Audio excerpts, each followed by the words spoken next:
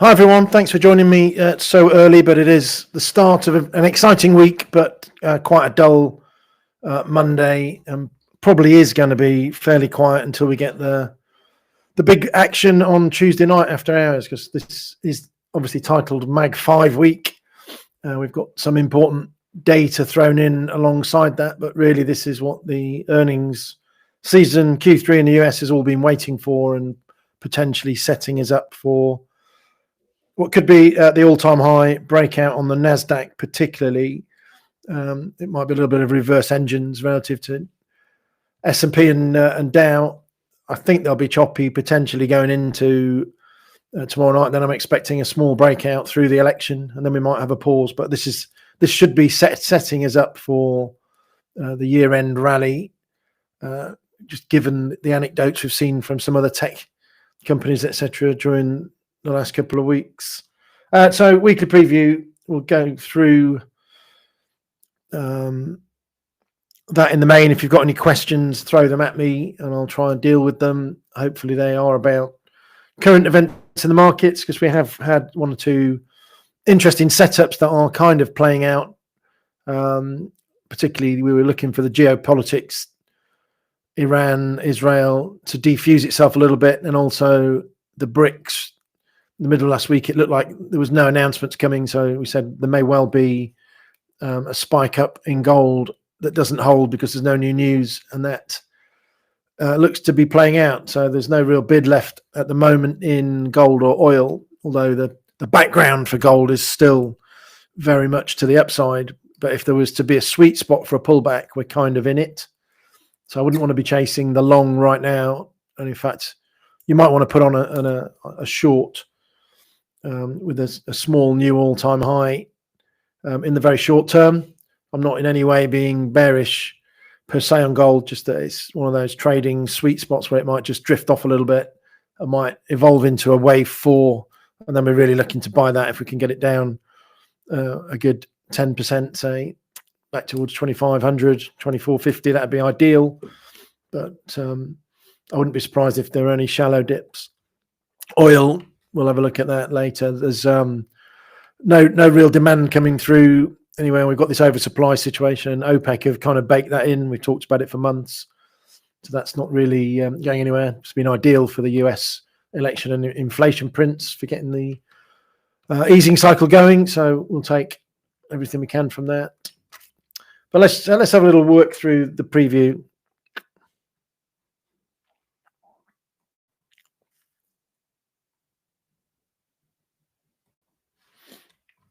So hopefully you can see that's on the Discord. You might have downloaded it, but it's there for you to browse through. So as I said, it was IMF and BRICS conference week. Not really anything at all. The surprising thing was Putin actually made reference to the SWIFT system, which is a current monetary system that's been in place for the best part of a century. And he's sort of saying that they can do what they want to do using that if need be, which is kind of an excuse for why they've not got the unit ready, I presume. But they're just a little bit nonchalant that they're in the powerful seats at the moment. But I think what we all need to remember going forward is the ultimate instant demise of the dollar is unlikely until you get the credit markets changed. So most of the world borrows in dollars. So unless you're going to write off and refuse to pay back a lot of debt, which in itself would cause a lot of wars, there will be a bit of a progression that takes place to move from the dollar to any new settlement currencies, etc., even if that were to happen. So news of the week was Robo-Doge, as we said, Department of Government Efficiency. Elon Musk thrust into the limelight as a new superhero. And that's not in the preview, but it's on my daily meme today. Mainly that he thinks you can save 2 trillion of spending wastage and cost efficiencies pretty quickly. So that's something we talked about a couple of weeks ago, not in the mix risks for the market. It's pretty baked in that we've got de-dollarization and we've got just fiscal largesse, hence weak fiat currencies, gold through the roof, etc., etc. This is the first kind of counteroffensive policy we've seen. Now, we talked about how post-elections governments need to get fiscal houses in order. This is the first proper meaningful thing that's been said. It might end up being a bit of a whim, but it's good to see that it's amongst the debates and that it gives Elon something else to do. They are interesting that Tesla have actually returned to form in this earnings season.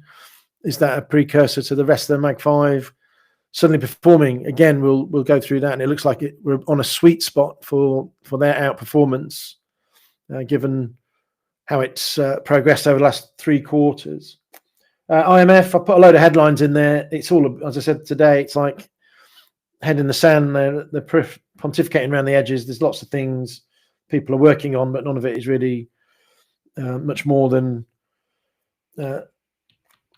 lending some loose words to it. Everyone knows fiscal policy needs sorting, etc. There's lots of debt in the world. They're talking about global debt is going up to 100 trillion in the medium term. Interestingly, Bank of Japan governor last week, Ueda, had said still early days for monetary policy being normalized. Conditions remain fairly easy. Well, they did until the election came into view at the weekend. So Shiba recently won, and it was much heralded how he would be very hawkish. He's the guy that would encourage rates to go up, and eschewed a lot of the loose QE that was still taking place in Japan. So obviously they've lost their mandate effectively because it's going to be a coalition. So gridlock, things will have to take place on the data rather than anybody's preconceived strategy. It's probably a good thing. So everyone's rushing out to tell you how weak the yen's going to get. But remember, we've been working through, and we look at that chart, UJ going through a consolidation before it starts to turn down again. We're very, very advanced in that move. So perhaps the chart was just telling us what was going to happen in the election. As we said before, these things work both ways. Fundamentals sometimes lead technicals. Technicals lead the fundamentals. Shows you where the money literally was sitting. So we're in 152 to 54 land. We might sneak 155, but that looks like the turning point we had in mind for the kind of double fib for that consolidation setup, and we were expecting some kind of turning down soon. That would mean really we're down to what the US does, and that means we need to see a little bit more weakening again. And we've got obviously non-farm payrolls this week at the end of all the employment data. Don't forget that had a record adjustment factor in it, seasonal adjustment factor for going into the fall. So that included the sort of people going back to school, the teachers, hospitality workers, etc., etc. So the numbers, if you remember how we looked at it, actually went down month on month, but they estimated a big jump, and a big jump in government workers was baked in from the establishment report as well. So there's very good chance that once a lot of the surveys have come in, that non-farm payrolls ticks back on Friday.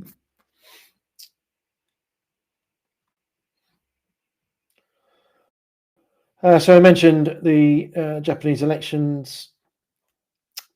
The Nikkei was under pressure anyway last week because there was a lot of what they call IPOs, people raising money to come to market to become a public company. That was taking up a lot of the spare cash. So no one was particularly buying the main indices. So that probably helped a little bit on the fallout that we're going to get from the hung parliament. And there's lots of chatter out there about there's a really big, oops, what's going on there?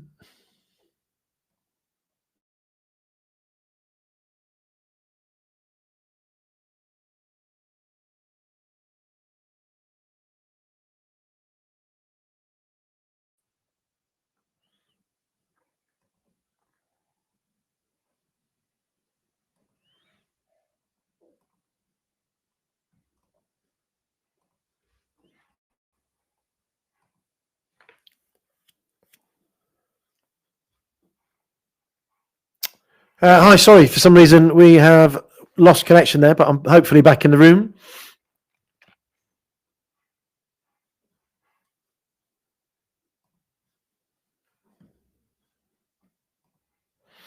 A very quiet bunch today.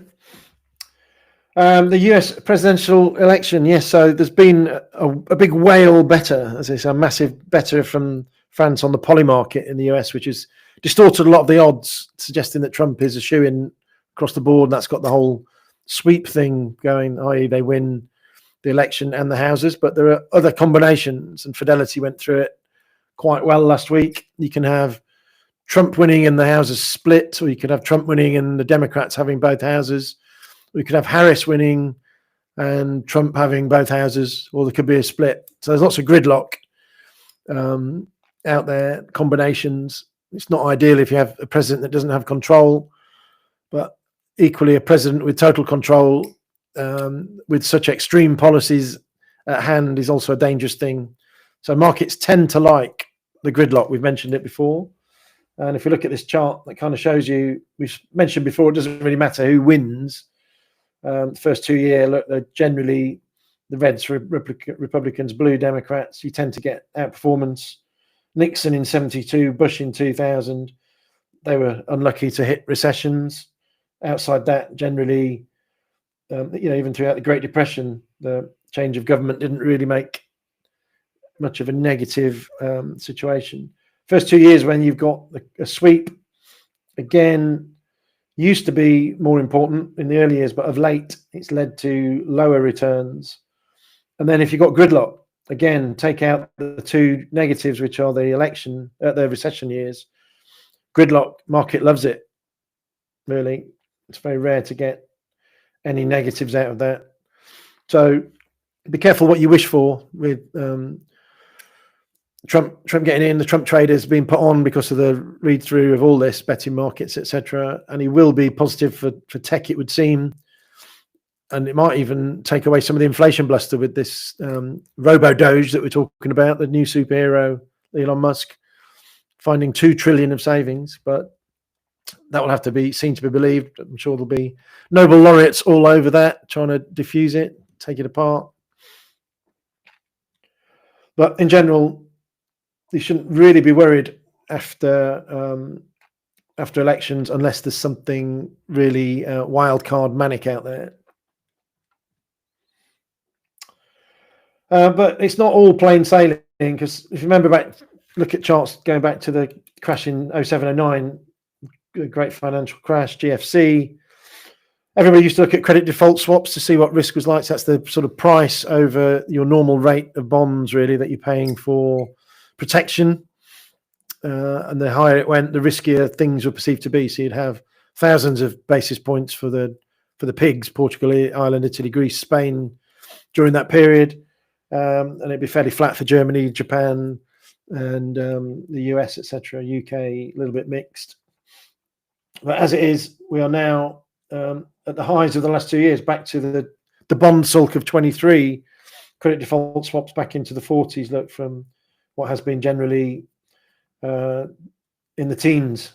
So there's just a little bit of stress in the bond markets, as we know about the Trump potential breakout inflation. The budget for, what do they call it in the States? Basically, sensible spending office have looked at both Harris and Trump's outlooks. 3.5 trillion extra on the debt pile for Harris, and 7.9 from the policies of Trump. So both of them are expansionary, to say the least. So what should we do? Should we take profits?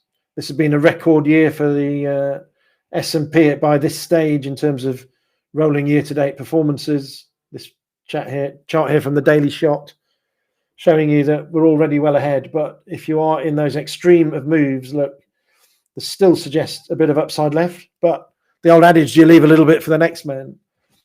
Depends how we're doing it. If we're trading day to day and want to kind of be involved, we need to be tight stop losses, careful that the whole thing could top out at any point. But I do think we have got, into these last 60 days of the year, we tend to get outperformance. There'll be a little pause halfway through that. I think the first stopping point is potentially a rally this week into the election, going through the Mag5. And as we heard from Mary Daly last week, it doesn't look like there's anything going to happen on the data front this week, which is going to make them change their mind. Just like Jackson Hole, they've already made the decision. It's difficult to coordinate 17 people and get all their opinions ready. The meeting's just more of a tick box, a few arguments for the minutes, but it sounds very much like Powell's got his 25. That is a gradual pace. and that'll happen come what may. So very little negatives left, like we said with gold. Iran did the least damage they could, took out military positions that should potentially weaken Iran's ability to defend any further barrages. So they need to play it very carefully. We'll get at least a few weeks respite, I'm sure, unless another actor enters the fray. So it's interesting that Musk is all over Trump, etc. Tesla, 100% of their political contributions go to the Republicans. Just a little bit odd how dominant it is the other way for the other Mag5. If I was asked to have predicted that, I'd have said it was more like, would be probably more like 60-40 in terms of Democrats, but they really are pretty lovey leaning out that way, aren't they? So look out for potential retribution going forward, but I don't think Trump will want to do anything to upset the whole tech sphere with Elon as his advisor on those fronts. Obviously, we've got the budget in the UK this week. Are you a worker? Do any of you do jobs? If we happen to be making any money out of being analysts from Alpha Cap and the such like, does that mean that we're no longer a worker? I mean, what a load of nonsense, Keir. Absolutely dreadful.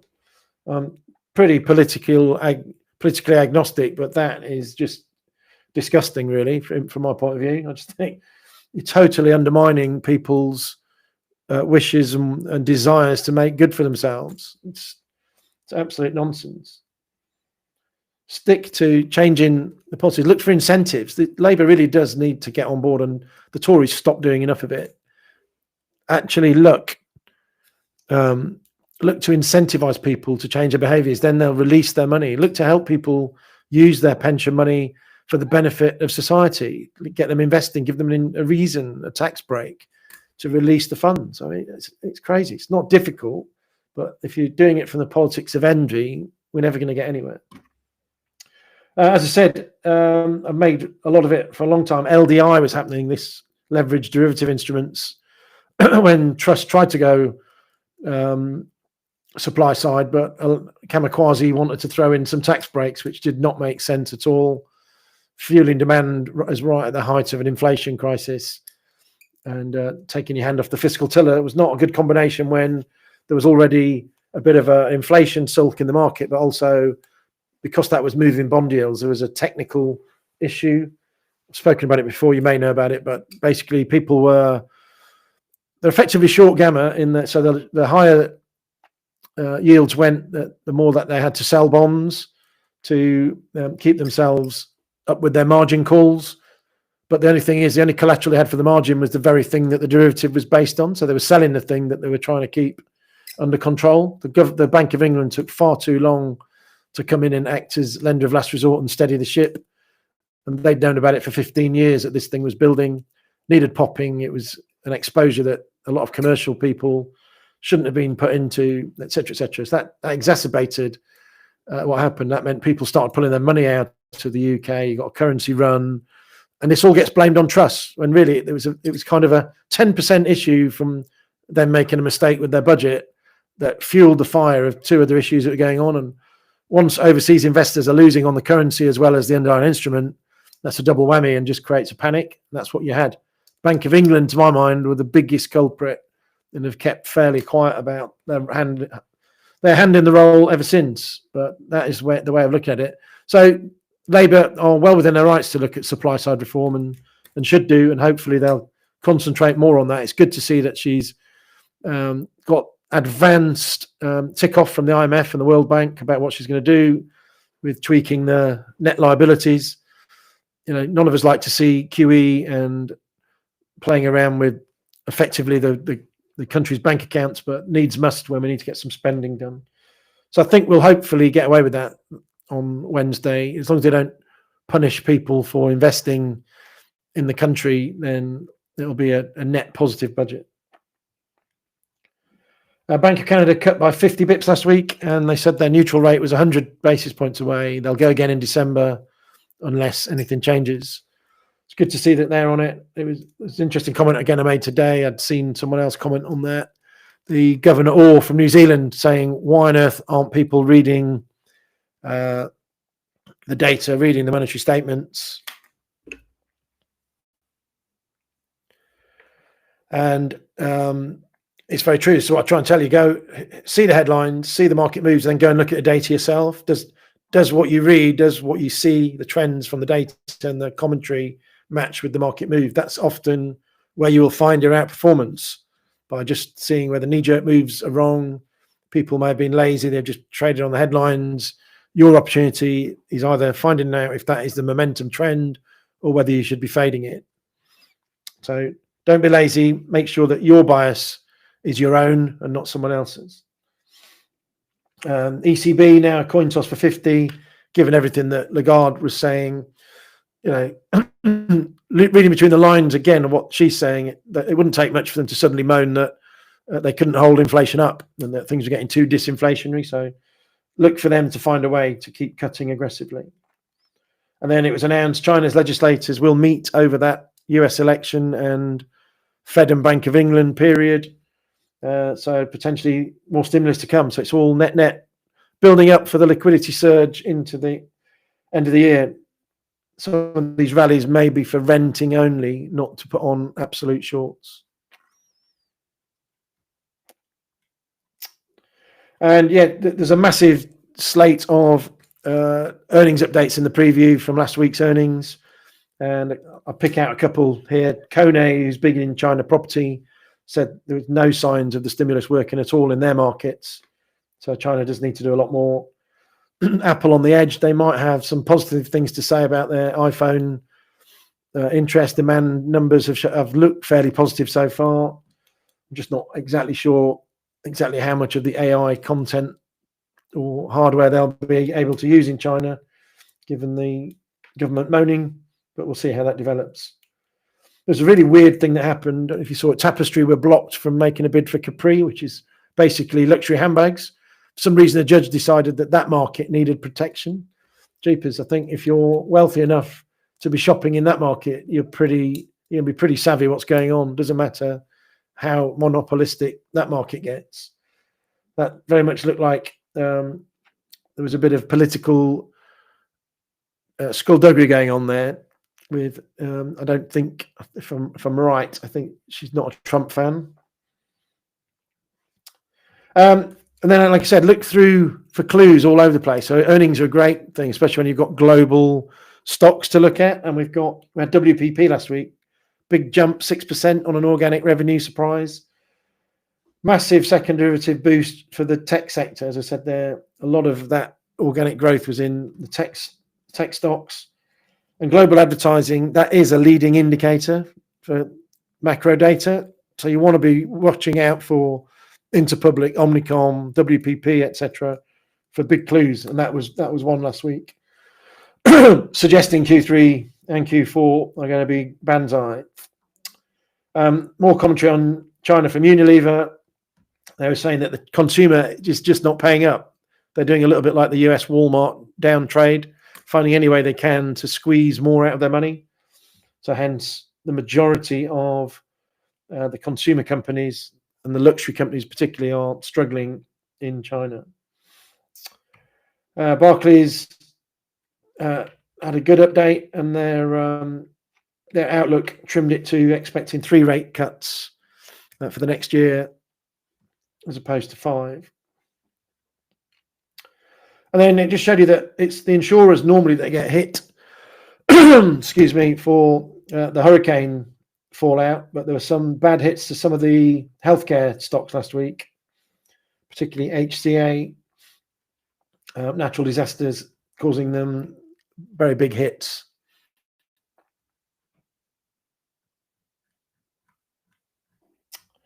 So that's a lot of the underlying ideas that are out there. What should we be thinking about the markets?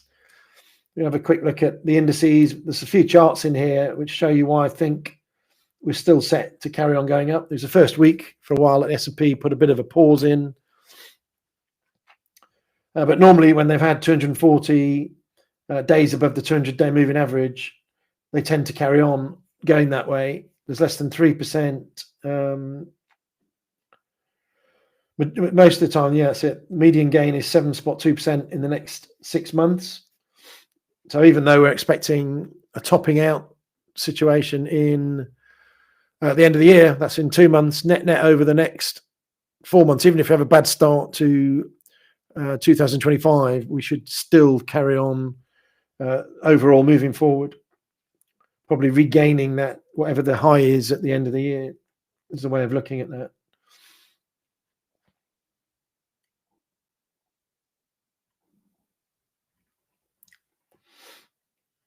So you can see it's in the dark green. It's in the highest percentage of positive sentiment.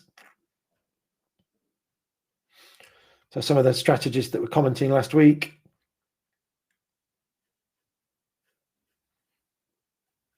basically in good health from an economic and underlying basis.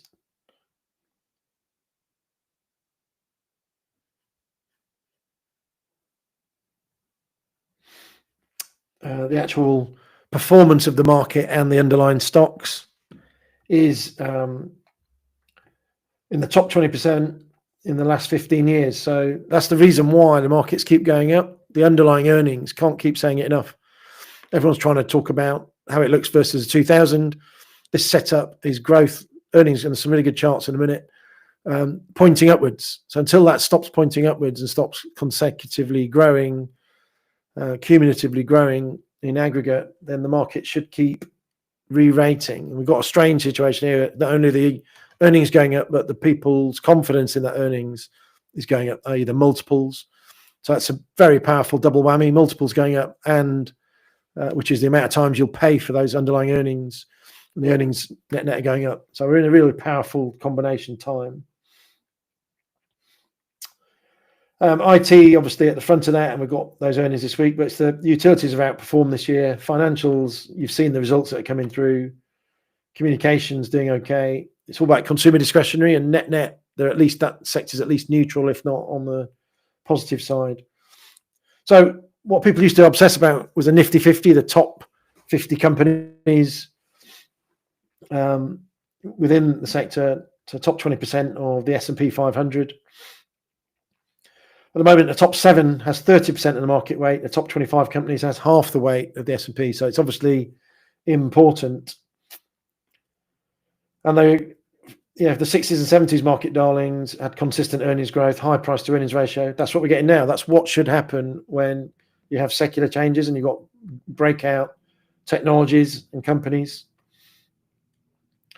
So really, you need to see this recession, the non-existent recession. We're talking soft landing, no landing. This juggernaut isn't going to stop. Look, liquidity pushing Mag5, Bitcoin, tech, telecom, large growth retail. They're all outperforming since the low in October 22.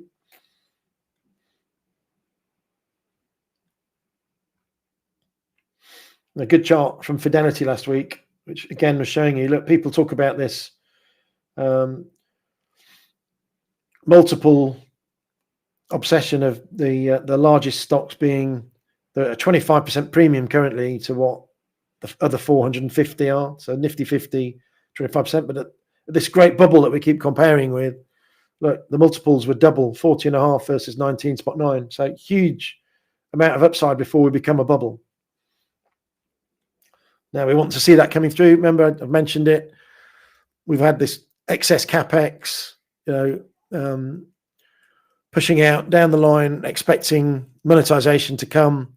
But the only game in town kind of headlines. But all of them, the ones that started to get a little bit of credibility back in the last updates, were saying that, look, 25 is when it's really going to start. So we're on the verge of 25 now. They should have good visibility. All the feeders into the NVIDIA side of things have all come out positive over Q3 so far. So it'd be a bit of a shock. The Service Nows, the Accentures, all that, all the bottom-up AI companies, they're all reporting well. So expect this week to come out with something that is quite positive, and probably this time we'll see us have a bounce rather than the sell-off that has to be pulled back by NVIDIA.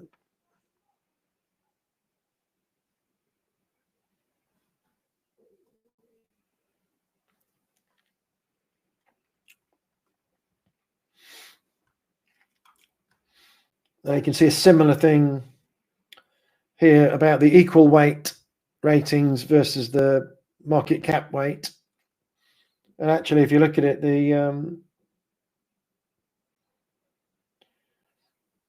the equal weight, which is the broadening effect, which is everyone having confidence in buying, which has been what's happening in the last few weeks. But they're just at trend. They're at, the last 20 years trend line. It's a blue line. Yeah, the large cap is at a high, a breakout high, but it's justified, as we showed previously. This is all about the rating versus free cash flow. Most of these things are like giant hedge funds have got so much cash as well as their underlying growth in earnings that, they can afford to do things. They can buy whatever they want. So they should be highly rated because they're absolutely throwing cash off like no tomorrow. Lots made about, I hate these headlines when they come out. NVIDIA, their market cap is bigger than 5 of the G7. So what? It's completely apples and pears, how you're measuring it. And this is a company that creates a large portion of the GDP by default, but it's part of a whole metric that's growing up. Hopefully it'll be a productivity gain for a lot of these countries. It's their lack of exposure as a stock market to growth companies that is the issue there, not trying to compare it with someone's actual G7 to say that it's a bubble. I mean, it's just picking metrics out of nowhere. And then the one that they got a lot of headlines, Goldman Sachs talked about markets are so high that they can only forecast 3% average returns, and that's total returns, including share buybacks at records and dividends. So as Eddie Ardini, very shrewd guy out there, said, for that to happen, we'd have to have a mega crash to pull these ratings back down to a 3% turn, because you're getting a mega amount of upside just from those, two side measures. And share buyback is about to come through this earnings season at an overall aggregate record. And again, there's another similar chart to what we just showed from Fidelity. People saying that infotech has become so exposed into the S&P, it's 40% of the overall market cap. And that was what it was in the crash, but these are fundamentally different companies. Those companies had very little earnings, and these are sound companies with growing earnings, total chalk and cheese. And again, that's just showing their forward earnings, massively impulsive gradient, and the stock market is reflecting it, the market caps. So nothing to see here. Would expect that trend to continue until this red line starts to pull back. Look, when it turns over, the market gives it less credibility. That was through the sort of COVID period when everything slowed down. But again, you had it. When that earnings number comes down, that's when we start to worry. But at the moment, look, the gradient is actually going up. That isn't slowing down. So productivity breakout, that's the 90s again. The intercom effect, internet effect. We're now having the AI effect, and it's still at early rates. I mentioned last week, John Authors went over an article which was brilliant, using a lot of the things we've talked about a lot recently, the MOVE index, which is the volatility of bonds, and how that is flowing through the market, and the setup of where the VIX is. And we'll have a little chat now of exactly what's happening there, because the VIX can be high and the market high, as we showed last week. And the MOVE index, we're expecting to break out of the trend line, which is what we've been talking about for the last couple of weeks. And it has been doing, mainly because the data has been making people question the rate cut profile. Is that going to be dampened? Is it only going to go down to 4.5? I think we'll end up with 3.5 to 4 as where rates end up in the States. Might not necessarily get all the way down to 3, but that doesn't really matter. Again, if we've got growth trumps everything. It's still a good liquidity boost. And we're going to go next week over, there's a lot of technicals surrounding the Fed balance sheet and how they're actually, there's a lot of people saying they're doing this not QE with playing around with their the Fed's general account balance sheet, bank account, which can be released back to create stimulus, because that should really be sat closer to zero. But we'll look at that another time. But it's just something to remember, that there are other liquidity issues and tools out there rather than just the interest rates. But the VIX and obviously Trump becoming favourite on a lot of the metrics, it's all been interpreted as being negative for the longer end of the bonds. I saw a good headline on the CIS Group's page this week. They were talking about Paul Tudor-Jones, one of the old market wizards, saying that he's totally out of bonds. He's just totally long inflation hedges, gold, Bitcoin, etc. Just because, take out Robo-Doge comments, there is nothing happening on the fiscal side. So why is the VIX popping up again last week, and yet the market's on a high? Well, we're in this 30 days period we've talked about of having all the angst. We're working through that, but we're now into the earnings and election side of things. So most people want to be long the upside, but protect the downside. So if they're long the stock, and remember, hedge funds were really short stock going into Q4, as we pointed out a month ago. And we also showed, was it 2 weeks ago, how the net long of calls is on the individual equity options. So people are taking downside protection on indices, but they're long calls on the underlying. So they're either long the stock or they're long the calls, and then they're long equity puts. Net, that gives you covered upside. So that's really what's going on. So the more people buy S&P puts, the higher the VIX goes, the implied volatility, etc. So that can be high, but because people have been buying the individual equity options on each of the stocks that are going to report, the Mag5, probably Mag7 stocks, then you've got this opposing forces.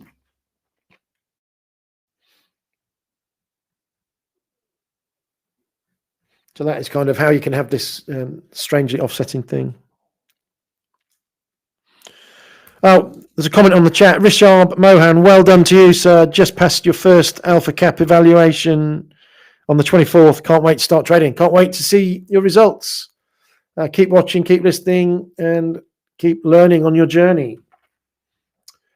So this look last week, VIX futures hedge funds went long as well. So they're either playing downside protection of the index puts, or they just buy the derivatives of the VIX.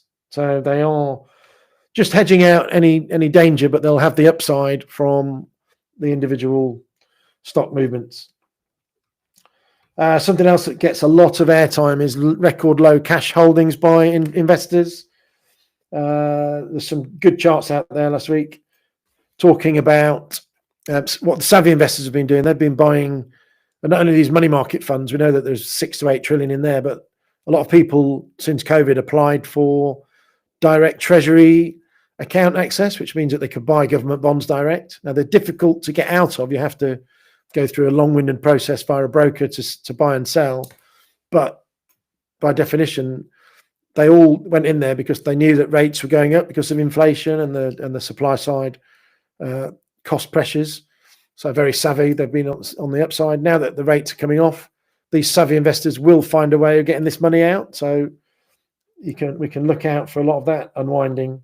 So as you can see, the number of millions of people that had direct treasury accounts has been on an upward spiral. Now they're beginning to close them down, just as the effective fund rates are turning. And these people are predicting they started buying the accounts before rates went up. So it's a leading indicator of what's going on. Bonds sulking, as you expect, it all lines up. The move index is moving. The inflation expectation has started to go up.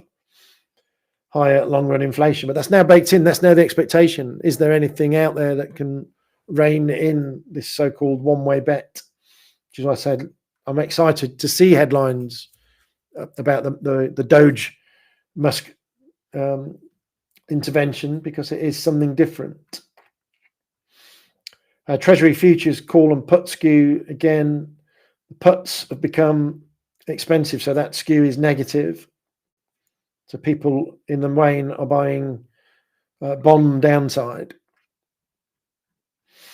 And just like the Treasury directs, the futures market have been dumping futures. Open interest is down. And we say this, get yourself an Alpha Futures account, and all this data is there to help you. You can use it for looking at the CFDs that we do on the plain Alpha account, but obviously the US and global instruments that you can trade on in the futures account. All this information is very instructive and stuff you should be looking at daily, whatever your account, to give you market information. But because the futures, this is the classic of showing you the volume and the open interest is something to be followed.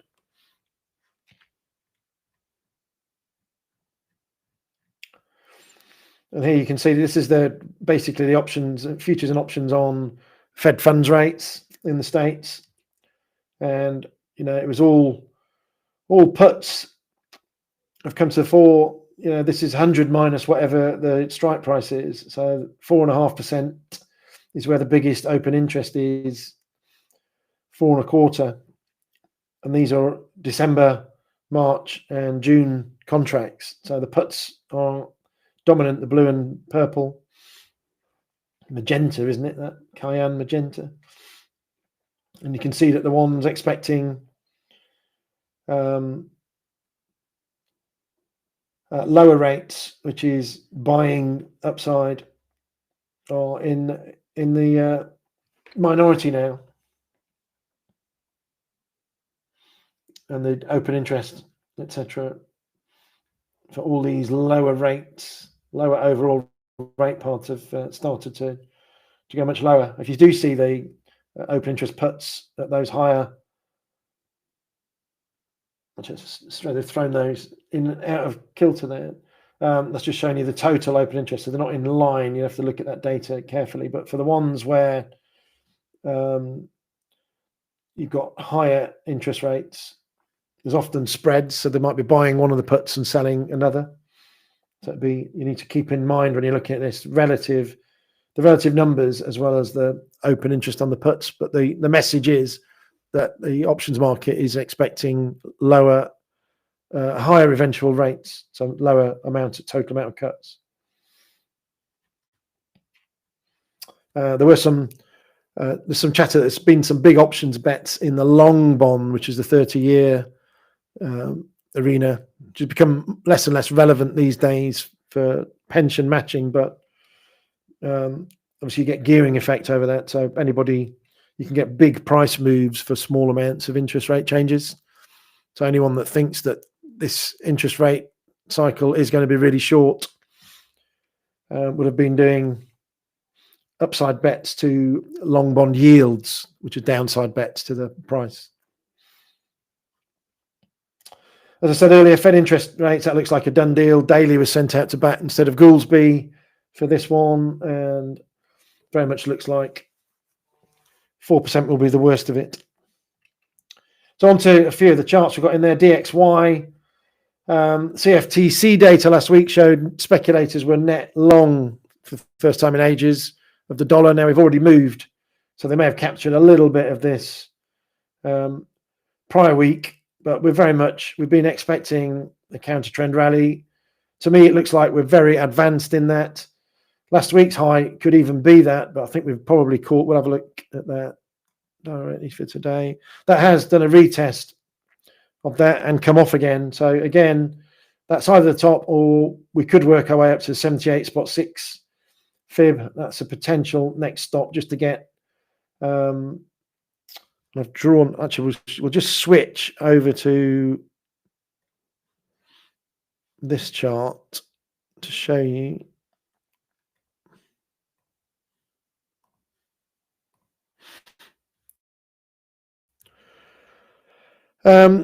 Looking for an equal legs counter trend rally, of which we're deep into the third leg here, and the 100% comes in around 104.78, and that 78 fib is just above 105. So potentially we could get one more little high. Today's action has put in a tiny high, which again would make the whole second leg valid. But to me, that looks like there's potentially a bit more in it before we come off. But anyway, prepare yourself for the DXY. Short-term topping out, we are due another down leg in the dollar.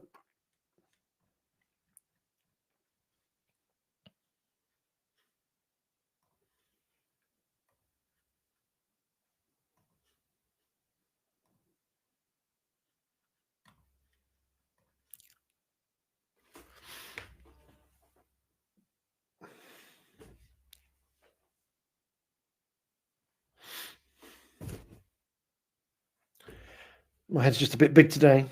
Just trying to get it back down. So yeah, there you go. No.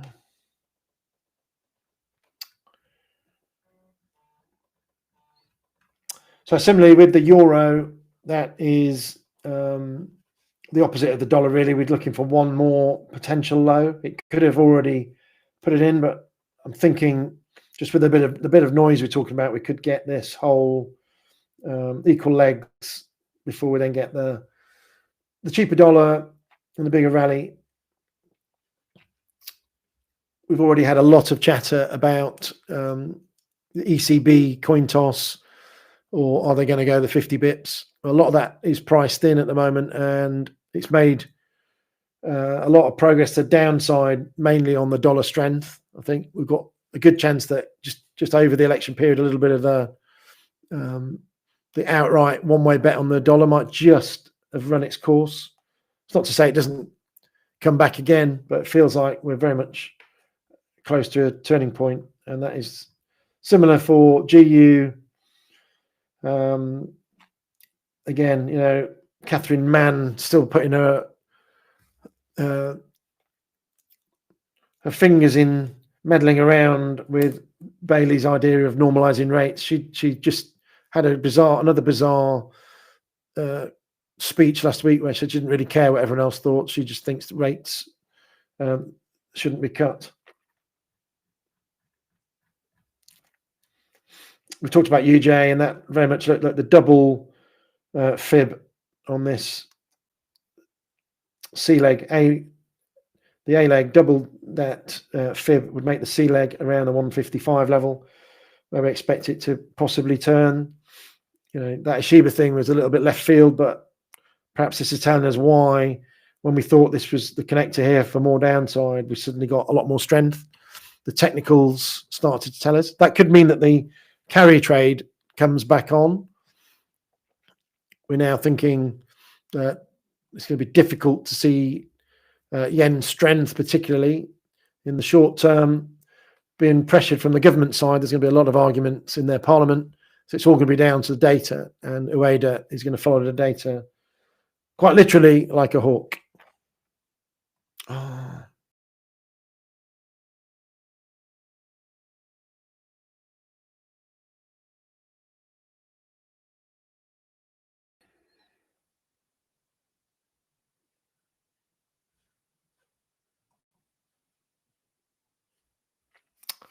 So sorry, we're having gremlins here. Somebody made a phone call to me, and that threw me out of Riverside. So we will crack on again from wherever we were. So just saying, UJ, see twice the length of the A leg within this consolidation is a likely thing, and Ueda is a bit hand tied now with little political help in the short term. So don't expect this to be necessarily boom time, but it does open up for a bit of carry trade potential. So don't rule out maybe doing a double of this whole move again, but I'd expect there to be some UJ weakness in the short term based on dollar movements. Gold, I touched on it and said we potentially put in a high last week.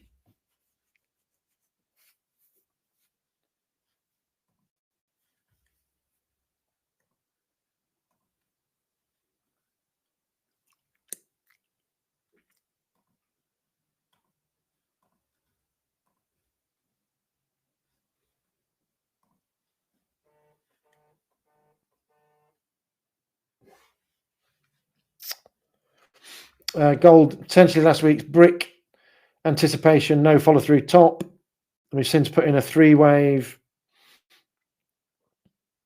consolidation. Yeah, impulsive move down, 3-wave consolidation. I'd expect to see overall more downside, which in the main today we've started to sell off again, haven't we? Yeah. So that looks like it's nesting a little bit to the downside. Haven't really had any Asian strength. If anything, I'm thinking if we do have one more rally, it puts in an all-time high just to finish the pattern super neatly, but at the moment you can easily make out 3 sets of impulsive waves amongst the 5 there. So stop losses with a new all-time high, maybe at that 3.618 fib, just in case you want to give it a bit of overthrow. But at the moment, as I said earlier, fade gold, looking for the buy on the pullback, or a little bit of short-term, very safe punting to the downside. Some good charts again. CIS were talking about it. They picked up on it. The ratio of paper silver to physical, Putin's looking at buying it. The physical market, we've talked for ages about there being a geared play to continued gold upside. And the paper to physical at the moment, supply constrained, 408 contracts to 1. You don't need a lot of people asking for physical delivery in that market to create the problems that we've already seen in gold, which at the moment is only running at 131 to 1. That is the kind of crazy upside estimate of if everybody converted to gold delivery with the lack of supply where gold would probably go to. So keep it in mind, short squeezer, keep telling you the market's changed since January 2023. People do want physical delivery. Central banks need it to be dollar reserve assets. So that isn't going away at all. So the long-term short holders of gold, and there's lots of rumors that gold and silver shorts are in a bit of a mess at the moment. There's chances of more squeezes to come. All we're saying is in the short term, might just be due a little pause of breath before we go again. And says again, they do some good weekly charts. They pick out some good ones. Nvidia has been moving in line with silver for the last 18 months. So probably a lot of coincidence there, but data centers, the machines, they all need a lot of silver in them. That's why tech are one of the big demand players in the silver market, as is defense spending. S&P equal weight, look, it's still trading above the 50-day moving average. Might just come back and test that as we go through this week. If the large cap outperforms like I think it will, then we might just see a little retest there. But in general, we're still in uptrend. We're above the moving average. That should mean until it breaks, you stay the right side of it. Again, the S&P has made room. The number of stocks above 50-day moving average has drifted back. You can see that above the equal weight is just pulling back slightly. We had a pause for breath last week. So lots of room to still put in that peak that we were talking about to get a wave 3 higher consolidation and then an end of year wave 5. Similar case in the 200-day moving averages. So we're not going into this necessarily as overbought as what a lot of people are making out. And then NAS 100, that just looks like super nesting to me. Very close. We've all opened these indices up overnight. There's not really a lot out until Tuesday after hours. We've got 2 days of choppiness. Jolts data tomorrow afternoon maybe causes a ripple. So there's every chance that we just continue treading water. I think people are waiting literally to buy on good news rather than trying to just jump ahead. So I think we are looking at pretty much sideways and then a ramp midweek onwards. That's really the charts I wanted to look at this week. Hopefully that gets you up to speed with what's been happening and why I think we're going to break out. As I said, there's hardly anything. Spanish retail sales, they did come in ahead today. They are the poster child for Europe at the moment. Starts to build a little bit more tomorrow. Consumer confidence board has had a good correlation of late with with market moves and the yields. We showed that correlation 2 weeks ago, I think, and that consumer confidence has started to pick up, hasn't it? So another thing for the Fed to be careful of. Now, interesting. I meant to talk about it. I forgot to put it in, but it's in the notes of last week's data. The beige book. The beige book amazingly came back saying that nobody was seeing any growth anywhere, and it was just bobbing along at best. And the Jackson Hole, Powell made great reference to what the Beige Book was saying is one of the reasons why they felt happy to normalise rates. And yet most people say that doesn't make any sense relative to what they're hearing out there, and that all the data points have got Atlanta GDP now still at 3% despite some weak manufacturing numbers last week. And we're going to have GDP this week. There's no way that isn't coming in at a good level, or it'll be a very strange rinky-dink if it isn't as strong as at the Atlanta number. We know that real time, as next month's confirmation comes through, it will be above 3%. So it's very easy for the Fed to make a normalization idea, but what they can't try and paint out is that things are low growth. So there's a lot of consternation out there as to what the hell is the Beige Book saying. Lots of anecdotes, which I jokingly said the Fed had paid for. What have we got then? German unemployment. All the German data last week was the surprise. It was France that was the downside surprise. So there might be a little bit of uptick there. We've got CPIs over the week in Europe: France, Spain, Germany, Italy, and then the Eurozone, to look out for those. ADP, that's back in favour at the moment. US private payrolls, that's been a good predictor of what we've seen on the non-farm establishment report. Will that continue? USD dollar mortgages, we deal with that lower down. Still, that market is struggling to cope with what's going on in the bond market at the moment. All of those, the refi index, the mortgage index, still falling. Beginning that deceleration is beginning to slow, but they're still falling. They need to see a bit more of a downward path on the swap rates to get people to refinance their mortgages. And as I know, you can sometimes just run out of runway, and you have to take what's available. Thursday, Aussie retail sales, the China PMIs and the Caxin one, I think, comes through on Friday. German retail sales, will they have seen any boost? Auto numbers don't sound like they're going to be much help from what we've heard from the company so far. Obviously, you've got PCE. We've seen CPI and PPE, so we know most of the components, quite benign. The insurance parts were up, but the rental bit was subdued. It's a lower weight in PCE than CPI, but it will still be a decent drag. So that shouldn't really be a surprise. In terms of average wages in the non-farm payrolls, the Fed tends to follow this ECI, Employment Cost Index.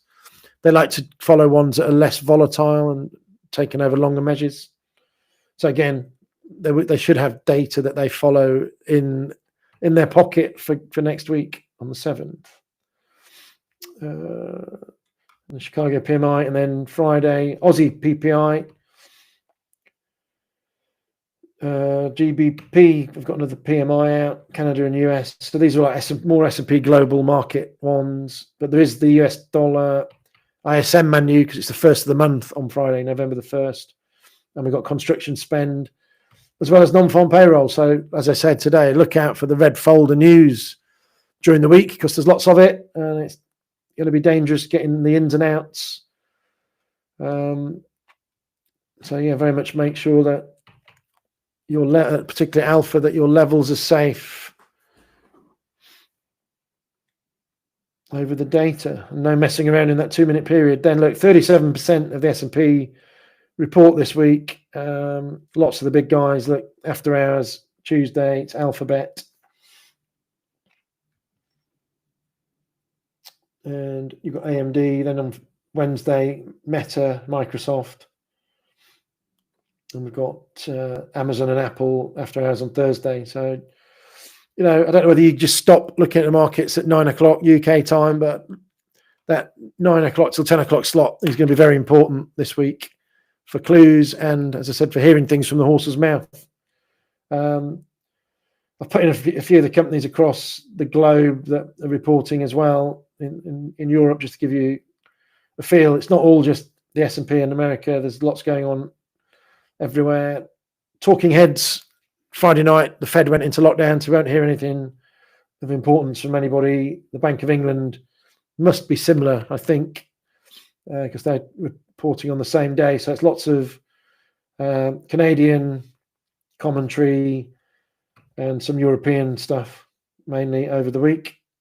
We've got the known no rate move from the Bank of Japan. We'll see whether there's any commentary about what impact they think that the hung parliament or low majority is going to have. And then, as ever, we've got last week's updates as we went along, lots of clues. Just have a quick scan. You might have seen them on the dailies. And then there's a massive section on the data. So there's a usual table of where the surprises were in PMIs last week. And look, Germany to the upside on manufacturing and services, which sneaked up the Eurozone manufacturing, but net overall, it was weakness in most places. Apart from the US, which again slightly ticked up. So is that a precursor to this week's follow through PMIs and the ISM? Well, the ISM manufacturing have a still contractionary number, but is it improving the trend? And then there's a huge section last week, as I said, on the earnings. But let you have a look at that yourself. It's taking a bit of time to load, but I've gone into some detail on everyone for all the clues coming out. I won't bore you with that, but that is the way of looking at markets, looking at underlying earnings, the bottom up, as well as a macro top down, and seeing where there's some read through. So I'd encourage you to go through those pages and just get a feel for how you should be looking at updates and how that might affect how the indices move and how the foreign exchange might be affected, and how, as I said in the piece on Friday, that some people look to invest in autos because can it get any worse? Despite all the headlines, super negative. I mean, Tesla was a big bounce, but they're an individual issue. The traditional companies have been struggling, but you know, the fact that people might be anticipating growth, it starts with the bottom up, investing in the bombed out companies. So hopefully that's useful. Ask me any questions on either YouTube. Sorry, Riz, I missed your comment. 131 to 1 for gold, yeah. And it has been a lot higher. A lot of people have given up on trading paper gold because they literally don't want to be involved in having to deliver it. They only wanted to play when it was guaranteed that you wouldn't hold it. You wouldn't have to deliver it. In the past, nobody had an incentive to, and there was a lot of costs, delivery, supply, security. But now the central banks want it delivered. And woe betide you if you're in the way, as we know. That's what gets those super spikes. So hopefully all that is, as I say, useful. Good luck with your trading. Be very careful in the quiet moments because it's easy to make mistakes. So just take your time, double check everything. Make sure you're within your leverage limits and your lot sizes. Play it gentle. The volatility is still baked into the VIX and the move indices. So expect there to be wider ranges. Adjust your input sizes, your lot sizes to allow for that. And your average true ranges and your actual true ranges are going to be wider. So put your stop losses where you can survive and where you're not using too much of your account size. Hopefully that all makes sense. Reach out to me if you want to chat about anything macro, micro, trading account, actually the actual trading part of it, not the support side of it. And I look forward to hearing from you. Speak again on here either Wednesday or Friday. Speak soon.